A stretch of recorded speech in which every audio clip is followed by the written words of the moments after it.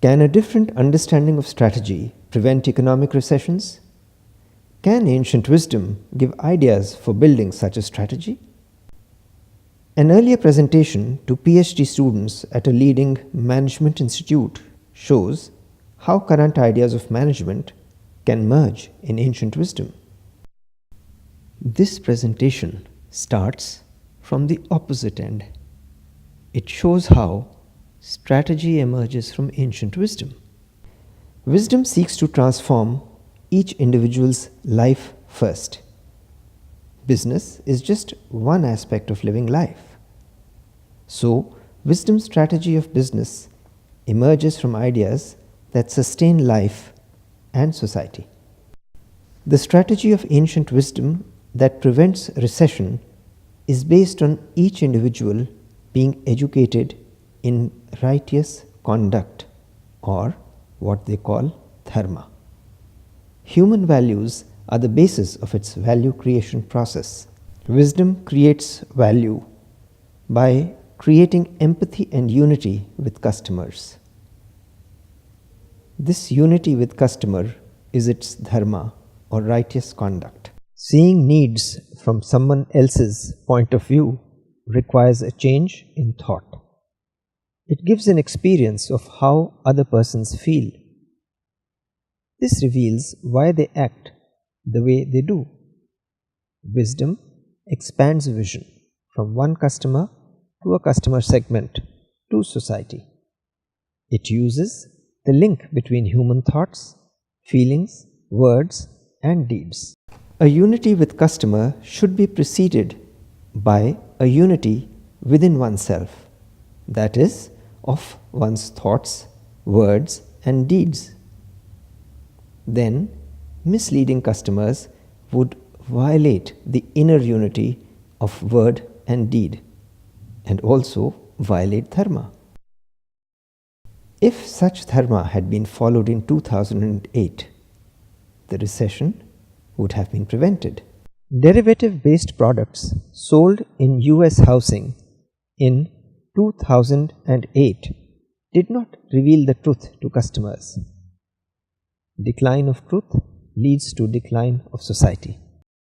Inner unity of thought, word, and deed implies speaking the truth softly, sweetly.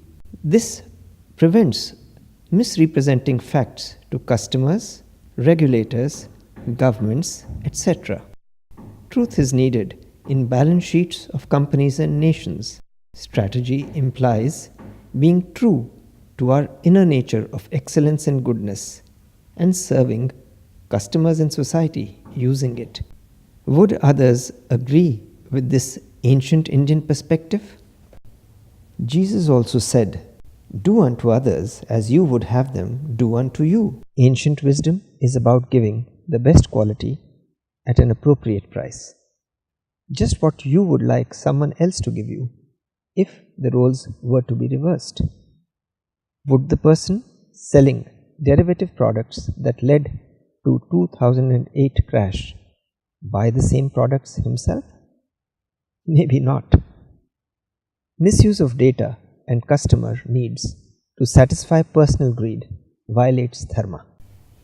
Ancient wisdom's dharma protects individuals and society. Dharma is a religion-neutral goal of life, the first amongst 4 such goals. It creates value for customers using human values. Can it become a strategy for business? What is strategy? Strategy is a way of achieving a goal. So what did ancient Indian wisdom do? It gave 4 goals of life. The way of achieving those goals of life becomes a strategy for living life.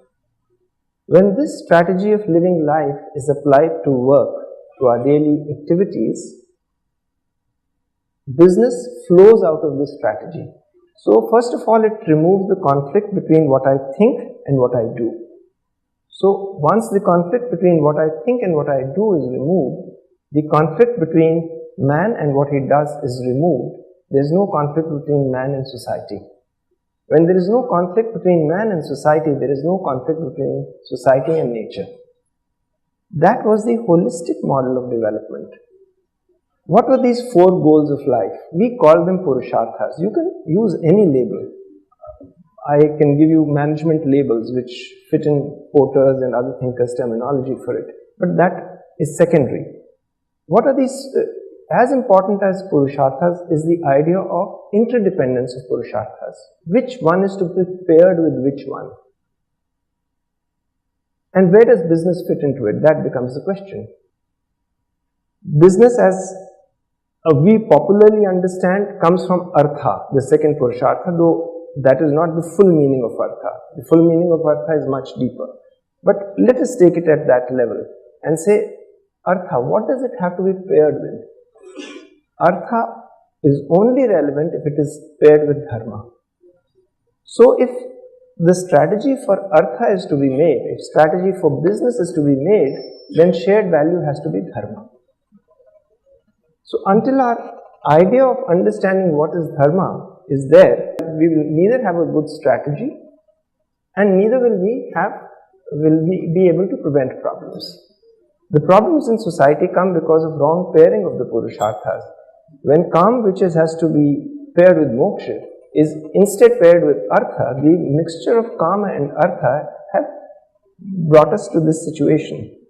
How can this decoupling be done? Once this decoupling is done, the answer to your short-term vision will automatically come. Dharma is the skill of living life. It is based on empathy. In the ancient Indian tradition, we first teach that skill. Skills of a trade keep changing. By the time you come out of college, what you've learned has already become irrelevant. So these skills of the trade will keep changing and you may have to learn 4 or 5 skills in your lifetime. But the ability to learn the skills with efficiency, with excellence and with goodness is what Dharma is about. It teaches you the skill of empathy, the skill of togetherness, the interlinkage between man and society, that you think of the social problem as your problem. You are not able to see the difference between yourself and the customer. What in the words of Gandhi, it would be Vaishnava Jan, tene re kahiye, peed parai jani re.